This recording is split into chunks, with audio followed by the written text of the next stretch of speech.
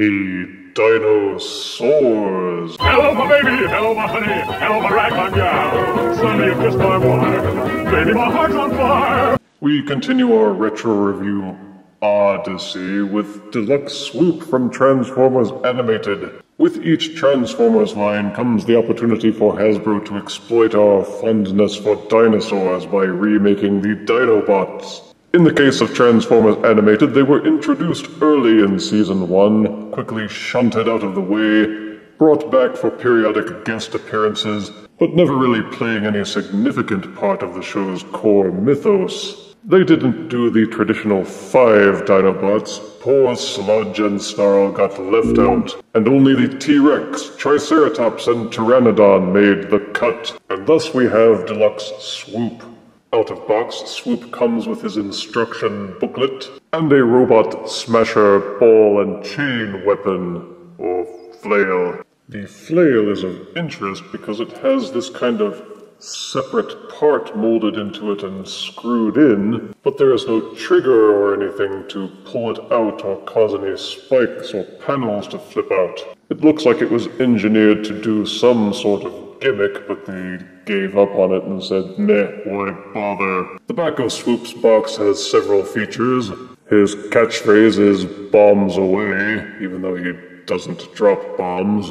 His bio reads, Swoop, Dinobot Bombardier. Like other Dinobots, Swoop prefers to be left alone on Dinobot Island, where he can soar and dive without worrying about Decepticons taking pot shots at his wings. When he does have to return to the mainland to battle the Decepticons, however, he enjoys the way people scatter when they see his shadow. That and smashing trees with his ball and chain doesn't compare to the satisfying crunch it makes when he bashes into Decepticon armor.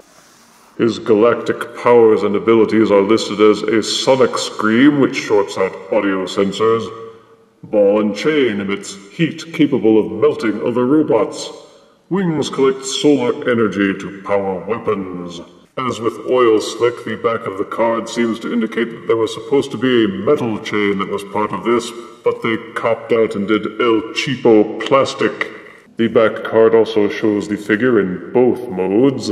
And this is Swoop in his alt mode, a goony bird pteranodon or pterodactyl. The colors in paint are metallic blue with gray, some red, and gold. The feet and limbs are a bit loose, so it's hard to keep him level, but he will stand decently if you've got everything arranged properly, and organized his center of balance. There doesn't seem to be any option for weapon storage in alt mode, beyond squeezing the handle into his claw talons and having him carry it around while he's flying. Yeah, that'll work. Ooh. Each of his clawed feet has this little peg at the bottom of the center talon, which you can plug into the mace with this screw hole. Don't snicker, Pearson. In beast mode, Swoop does have some articulation. The head can be raised and lowered. The beak can be opened and closed. The arms sort of tab into the wings, but you can still move them backwards and forwards a little bit, as long as you brace the arms here so that they don't untab. The wings can also be raised and lowered slightly through this hinge on the back. Again, keep an eye on the arm to make sure that it doesn't untab from the wing. If you are careful, you can raise and lower the claws in the wings slightly. The hind legs will swing backwards a lot, so that you can have him in a Superman pose. Da-da-da-da. This joint is ball-socketed, so you can tilt the legs in and out quite a bit. The clawed feet are also ball-socketed and will tilt forwards and backwards. They will also spin 360 degrees in their sockets. And the rear claw can be angled forward so that you can swoop him down to grab things. God! So you can get some decent poses out of your Dinobot Swoop. You are not just limited to the default T pose, like with Generation 1. There isn't all that much detailing, but they did add some pretty neat stuff like this embedded circuitry in the wings, and the paint applications are neat and tidy. Swoop's transformation is not overly difficult, but unlike with some other Transformers animated figures, it's not as satisfying because he simply doesn't change shape all that much. To start, untab the arms from the wings. They pull loose pretty easily. Angle the wings backwards. The entire rear wing assembly tabs into this tab at the back of Swoop's body. Untab it and pull it away from the body slightly. That tab was holding the two halves of the upper body together. You may now pull them apart. They swing upwards on these hinges. Take the dinosaur head and move it forward. You will see this tab at the bottom of the lower jaw, which plugs into this slot inside the waist. Push them together and tab them in place until they hold firmly. Lowering the beak will also reveal the robot head. The head is on a sort of collapsible ball-socketed neck. Pull it upwards until you can see the neck. Hey there. Once again, you must angle up the rear wing section and use that to tab them in place. You will see at the back of this gray section there are these two small holes, which correspond to these two small tabs.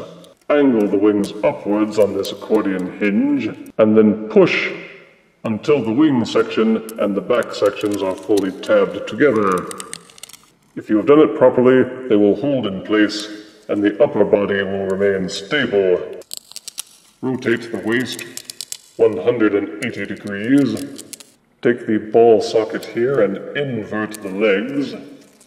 And rotate the feet until the claws are facing forward as well. Angle down the arms and rotate the elbows until the hand claws are also facing forwards. And this is Dinobot Swoop in his robot mode. The bot mode has a kind of slim, sharp lankiness, but there's something about the fact that the hands and feet don't change that kind of takes away from him. Some may say this adds to him by giving him cool claws, but the feet especially just kind of stand out, and I don't think in a good way. The weapon can be clipped into either one of the claw hands. There are two indentations on the side of the flail handle, which correspond to the shape of the claws themselves. Simply slide the claws into the grooves, and the mace weapon will hold effectively in place. The colors and detail are maintained, of course, because he just didn't do all that much with his body parts to change. His head has this kind of cool, jutty, jaw-shaped frowny thing with this sort of beak helmet and his horned crest. It's a pretty neat appearance. The spikes and claws do kind of lend him a savage, lanky, assassin-type appearance. Another reason why they should have given him a piercing weapon like a lance. For articulation, Swoop's head will rotate 360 degrees on his ball-socketed neck, and also tilt backwards and forwards a lot, because it is ball-socketed both at the bottom and at the top.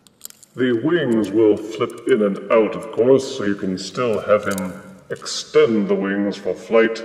You can also still angle them forward a little bit on that hinge. This will cause them to bump into the arms, so be careful. They worked a secondary rotational hinge into the shoulder, and each can rotate 360 degrees. The upper shoulder is ball-socketed. It will splay the arms in and out. The elbow is also ball-socketed for rotation and for bending. And there is a hinge on the claw arm which will allow them to rotate forwards and backwards almost 180 degrees. The waist will rotate 360 degrees as well. Ball sockets on the thighs will allow the leg to rotate and kick forwards, and also rotate backwards slightly, but it budges up against this cod piece at the back, so you can't rotate them backwards a lot. There is a dual set of ball sockets at the knee, and you can rotate the knee backwards a lot, but the inverted hinge allows the shin to bend forwards.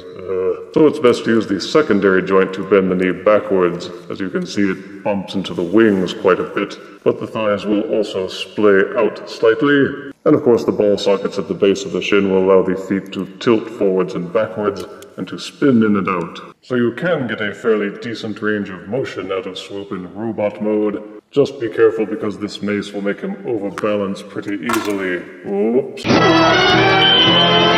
For size comparison, here is Transformers Animated Deluxe Swoop next to Power of the Primes Deluxe Cutthroat. Here is Deluxe Transformers Animated Swoop next to Power of the Primes Combiner Volcanicus. And here is Transformers Animated Swoop next to Marvel's Legends Vulture. Dinobot Swoop for Transformers Animated is a decent figure, and if you like dinosaurs, specifically the flying ones, then you may want to troll eBay to find the ones still on sale. Average price for a used one is about $20, which is comparable to the current price for a deluxe from the Transformers War for Cybertron Siege line. Positives are good colors, solid feeling plastic, and the awesome shape and contours that one expects from the Transformers animated line. He looks like a whip-thin assassin type, and it's a pity they didn't make him that way for the show. Negatives are that his thinness means you are simply getting less for your money. The transformation isn't very dramatic. The hands and feet seem out of place in robot mode, and in robot mode especially, the way the wings clip onto the back just pops loose a lot. Some of these sections are difficult to tab in unless you have him transformed just right, and the weapon accessory has a bulkiness to it that just doesn't seem in keeping with his lanky build. I give Deluxe Transformers Animated Swoop 6 out of 10 deaths. And now this review is Pteranodon. If you refuse me, honey, you lose me. Then you'll be left alone, oh baby, tell them all. And tell me I'm your own.